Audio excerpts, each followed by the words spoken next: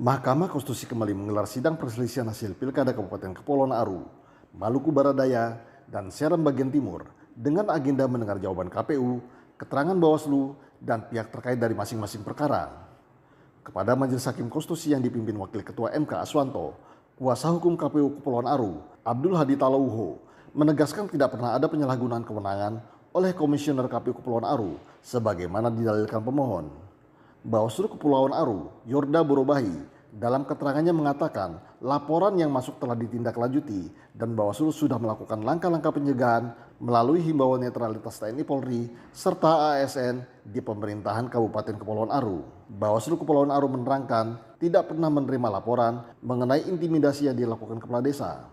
Selanjutnya, KPU Maluku Barat Daya melalui kuasa hukumnya Nasrullah menjelaskan dalam rekapitulasi penghitungan suara di tingkat TPS tidak ada keberatan dari saksi pemohon maupun saksi pasangan calon lainnya. Bawaslu Maluku Barat Daya yang diwakili oleh Jemres Yonas menerangkan telah melakukan pemeriksaan terhadap dugaan kampanye terselubung oleh ASN serta intimidasi kepada pegawai honorer yang dilakukan Kepala Dinas Perhubungan. Setelah dilakukan kajian oleh Bawaslu tidak terbukti, namun persoalan itu telah dilaporkan ke Komisi ASN. Terhadap dugaan politik uang yang dilakukan Ketua KPU Maluku Barat Daya, Bawaslu menjelaskan tidak menemukan cukup bukti. Dalam sengketa hasil Pilkada Seram Bagian Timur, KPU melalui kuasa hukumnya Dilva Viani menjelaskan, pemohon tidak menjelaskan bagaimana pengurangan suara termohon terjadi. Selain itu, terhadap dalil pemohon tentang mobilisasi ASN, KPU mengatakan dalil tersebut tidak benar.